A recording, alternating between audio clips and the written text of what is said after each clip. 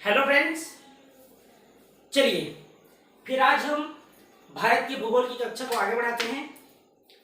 आज की कक्षा में हम बात करेंगे नदी एवं अपवाह तंत्र। आइए इसको आज विभाजित कर लेते हैं और 3 से 4 दिनों में नदी अपवाह तंत्र को हम कंप्लीट करेंगे। इसमें हम भारत के जितने भी प्रमुख नदियां हैं उनके उद्गम स्थल और मुहाना जहां वह विसर्जित होता है इसके बारे में अध्ययन करेंगे। तो आइए आज बात करते हैं अरब सागर और बंगाल की खाड़ी। इस क्षेत्र पर कौन कौन सी नदियों का मुहाना है और कल से किन 3 प्रमुख नदियों के अपवाह तंत्र के बारे में अध्ययन करेंगे, उसको भी आइए देख लेते हैं। ठीक है, तो सबसे पहले अगर भारत का मैप बनाना चाहे तो बना लीजिए, उसके बाद आगे अध्ययन करते हैं। ठीक है,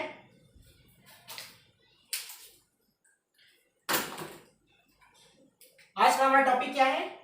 नदी एवं अपवाह तंत्र। अगर कल नोटिफिकेशन आ जाता है, 26 नवंबर है, अगर एग्जाम डेट तय हो जाता है तो उसकी रणनीति एक अलग होगी कि आगे की कक्षा कैसे होगा। मान लीजिए कल नोटिफिकेशन नहीं आता है तो इसी तरह से आपके 3 कक्षाएं होंगी, पंचायती राज, भारत का भूगोल और संविधान। और मान लीजिए कल नोटिफिकेशन आता है तो उसके रणनीति को इसी समय पर बात करेंगे। तो आज का हमारा टॉपिक है नदी एवं अपवाह तंत्र।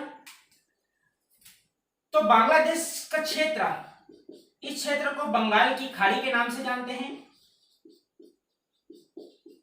जबकि पश्चिमी क्षेत्र यह आपका अरब सागर का क्षेत्र है। ठीक है, अरब सागर की खाड़ी। तो ये आपके इस तरफ जो नदियां गिरती है जिनका मुहाना है विसर्जन क्षेत्र, वह बंगाल की खाड़ी शाखा में होता है, जबकि इस तरफ जो नदियां का मुहाना है विसर्जन है वह अरब सागर में जाकर मिल जाती है। बंगाल की खाड़ी क्षेत्र में है, बांग्लादेश तरफ है बंगाल की खाड़ी शाखा, जबकि गुजरात और राजस्थान क्षेत्र पर है आपका अरब सागर की खाड़ी शाखा। देखिए ये आपका प्रायद्वीपीय पठार है। ठीक है, प्रायद्वीपीय पठार है। ये वाला क्षेत्र आपका हिमालय पर्वत का क्षेत्र है। इसके अलावा उत्तरी भारत का मैदान वाला क्षेत्र है। पूर्वी तट, पश्चिमी तट और प्रायद्वीपीय पठार, इस तरफ के प्रमुख जो नदियां हैं, प्रायद्वीपीय पठार, पूर्वी तट और पश्चिमी तट, यह भी महत्वपूर्ण है, इसके बारे में भी अध्ययन करेंगे। तो आइए सबसे पहले उन 3 प्रमुख नदियों के बारे में बात करते हैं। तो सबसे पहले समझ लेते हैं कि प्रायद्वीपीय पठार है और उत्तरी भारत का जो मैदान और हिमालय क्षेत्र है, इन दोनों तरफ की नदियों में क्या अंतर है। सबसे पहले इसको समझते हैं, तभी आप समझ पाएंगे नदी अपवाह तंत्र को। ठीक है, इसमें ही आपका जलप्रपात है, परियोजना है, ये सभी तय होती है। तो नदी अपवाह तंत्र के बाद हम परियोजना देखेंगे और जलप्रपात हम अध्ययन कर चुके हैं। ये आपका प्रायद्वीपीय नदियां, इस क्षेत्र की जो नदियां हैं उसे, और ये हिमालयन नदियां। आइए इनमें अंतर देखते हैं, उसके बाद कक्षा को आगे बढ़ाएंगे। तो देखिए भारत की नदी प्रणाली, पहला हिमालयन नदियां हैं, दूसरा प्रायद्वीपीय नदियां हैं। तो हिमालयन नदियां में बर्फ पिघलने से सदा-निरा साल भर, अर्थात हिमालय क्षेत्र के जितने भी नदियां हैं आपको साल भर जल प्रवाहित होते हुए देखने को मिलता है, जबकि प्रायद्वीपीय जो पठार, इस तरफ इस क्षेत्र के जो नदियां हैं सिर्फ बारिश के दौरान अर्थात वर्षा के समय ही लबालब अर्थात भरे हुए आपको दिखते हैं, बहते हुए आपको दिखाई देते हैं। दोनों अलग अलग हैं। एक बारिश के कारण है, दूसरा हिमालय में स्थित बर्फ के कारण है।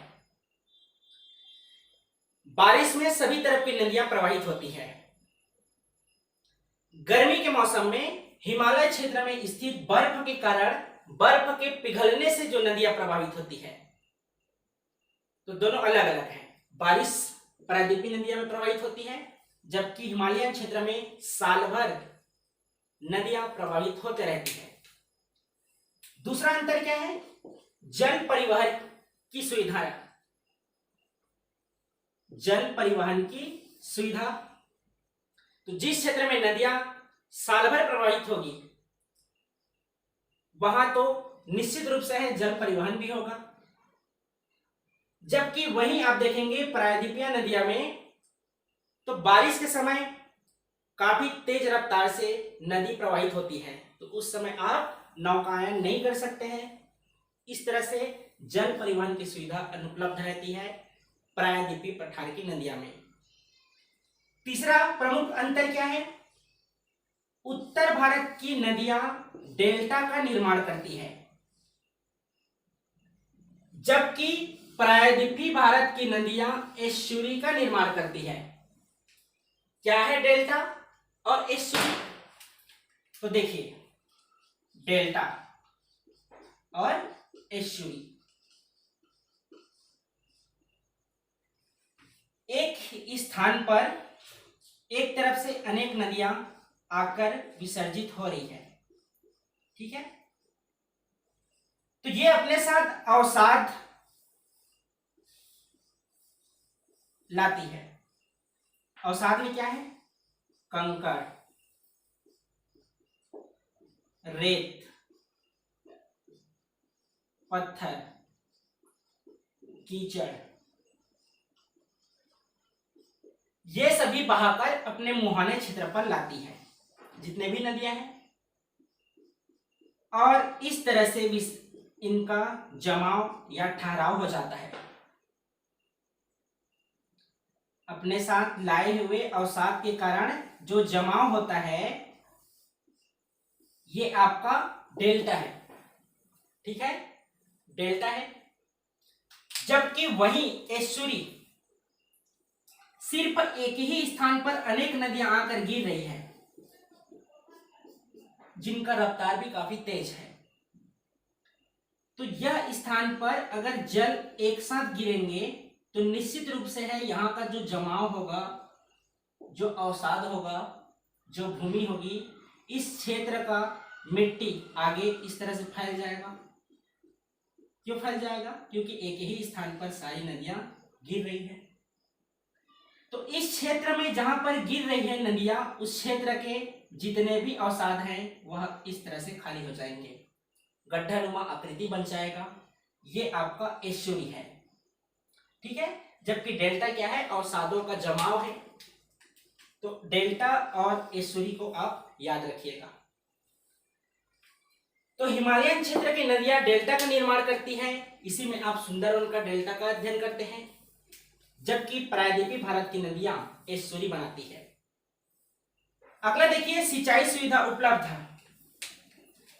तो सिंचाई सुविधा उपलब्ध से आशय क्या है?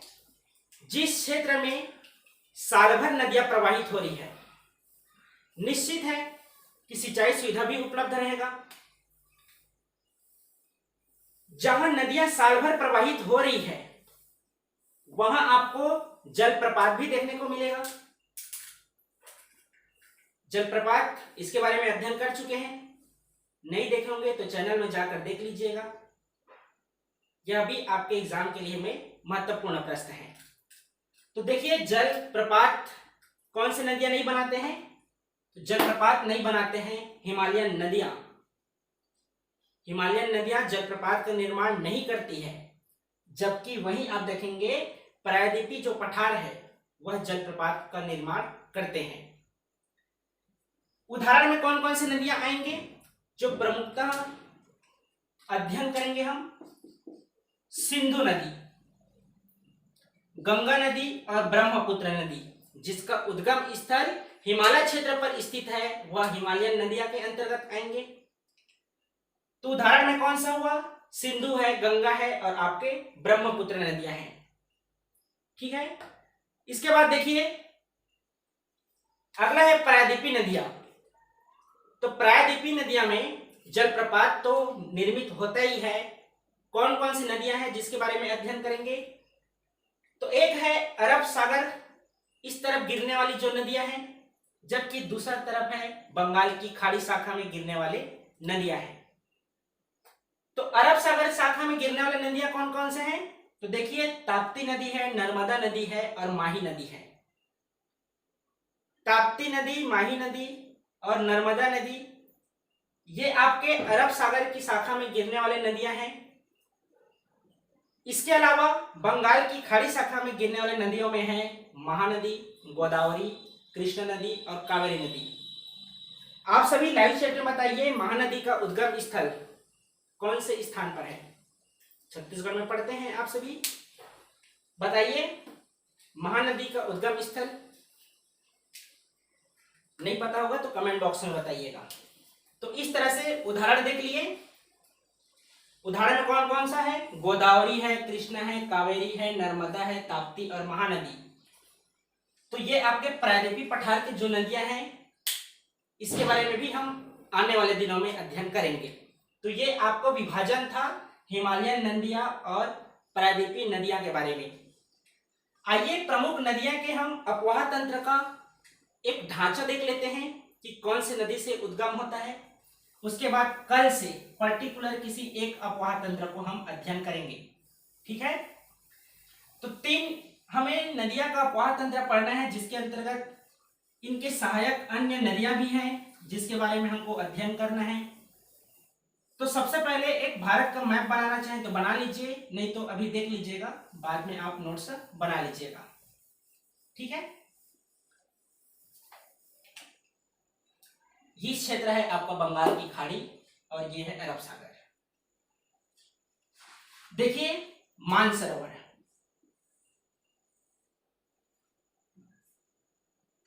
मानसरोवर के पश्चिमी क्षेत्र से, ये आपका पश्चिमी क्षेत्र है और ये वाला पूर्वी क्षेत्र है। तो पश्चिमी क्षेत्र से सिंधु नदी का उद्गम स्थल होता है। मानसरोवर के पश्चिमी क्षेत्र से सिंधु नदी का उद्गम होता है, जबकि पूर्वी क्षेत्र से आपका ब्रह्मपुत्र नदी का उद्गम होता है। दोनों का उद्गम स्थल क्या है? मानसरोवर। पश्चिमी क्षेत्र से सिंधु नदी है, पूर्वी क्षेत्र से ब्रह्मपुत्र नदी है। जो सिंधु नदी है इसका मुहाना क्षेत्र आपका अरब की सागर है, अरब सागर,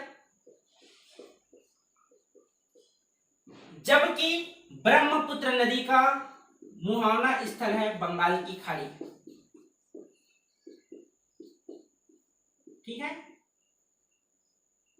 अगला देखिए गंगा नदी अपवाह तंत्र है, जिसका उद्गम स्थल आप देखेंगे गोमुख गंगोत्री से होता है। तो इसका भी मुहाना क्षेत्र आपका बंगाल की खाड़ी शाखा है। क्या विशेषता है दोनों में? तो गंगा नदी आपका भारत में प्रवाहित होती है, उद्गम स्थल पर इसे भागीरथी के नाम से जाना जाता है। भारत में गंगा नदी के नाम से प्रवाहित होती है। जैसे ही यहां पर बांग्लादेश में प्रवेश करता है,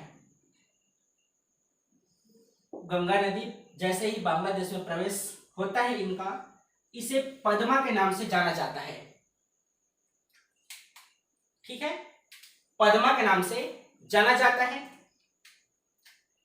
ब्रह्मपुत्र नदी, यह भी आपके मानसरोवर के पूर्वी स्थल से उद्गम हुआ है।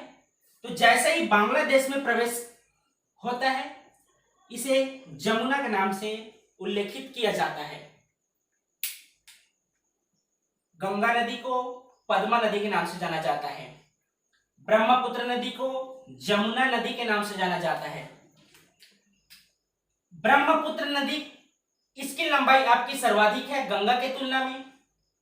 तो गंगा नदी है यहां पर आके ब्रह्मपुत्र नदी पर प्रवेश करती है, उसमें विलीन हो जाती है। गंगा नदी ब्रह्मपुत्र नदी पर विलीन होती है, कौन से नाम पर उल्लेखित रहता है? तो जमुना नदी। इसकी लंबाई सर्वाधिक है, तो यह अपवाह तंत्र हुआ। तो आगे यह यमुना नदी के नाम पर ही बहती है। जैसे ही बंगाल की खाड़ी शाखा पर इसका मुहावना होता है, जहां पर मुहावना होता है, मेघना के नाम से विसर्जित हो जाती है या बंगाल की खाड़ी में मिल जाती है। जब प्रवाहित होते रहती है तो इस नदी को जमुना के नाम से जाना जाता है। जमुना के नाम से जानने का कारण क्या है कि जमुना नदी की लंबाई गंगा नदी की तुलना में ज्यादा है। तो इस तरह से आपके हिमालयन क्षेत्र के प्रमुख 3 नदियां हैं जिसके अपवाह तंत्र के बारे में हम अध्ययन करेंगे, और इसी में जितने भी सहायक और स्थानीय नदियां हैं उन सभी का उद्गम स्थल, उसके तट पर स्थित शहर और प्रमुख योजनाएं, इस टॉपिक को हम अध्ययन करेंगे। उसके बाद प्रायद्वीपीय पठार की नदियों के बारे में देखेंगे और कुछ विशेषता अगर नदियों में बच जाती है उसका हम अध्ययन करेंगे। तो ये रहा आज की कक्षा में नदी अपवाह तंत्र का प्रारूप, हिमालयन क्षेत्र प्रायद्वीपीय पठार में क्या अंतर है इसके बारे में। आपके नदी अपवाह तंत्र के बाद परियोजना बच जाएगा, कृषि एक टॉपिक है और खनिज, बायोस्फीयर रिजर्व भी है। इतना टॉपिक हम अध्ययन करेंगे। इतना में आपका भारत का भूगोल लगभग कंप्लीट हो जाता है। जो शेष टॉपिक रहेंगे उसको आप सभी को बता दूंगा। बाकी कल हम डिसाइड करेंगे कि आगे आपकी रणनीति, हमारी रणनीति किस तरह से होनी चाहिए। तो नोटिफिकेशन का इंतजार कीजिए। यदि इस चैनल में आप नए होंगे तो चैनल को भी सब्सक्राइब कर लीजिए ताकि आपको समय पर पूरी जानकारी मिल जाए। सुबह अभी 9 बजे भारत का संविधान की कक्षा होती है, 12 बजे हम प्रश्न सॉल्व करते हैं, जैसे आज पढ़ाए हैं उसको कल अध्ययन करते हैं, सॉल्व करते हैं। 3 बजे पंचायती राज व्यवस्था की कक्षा होती है और अभी रात को 8 बजे भारत का भूगोल की कक्षा होती है। तो चलिए फिर मिलते हैं कल संविधान की कक्षा में। आज के लिए धन्यवाद।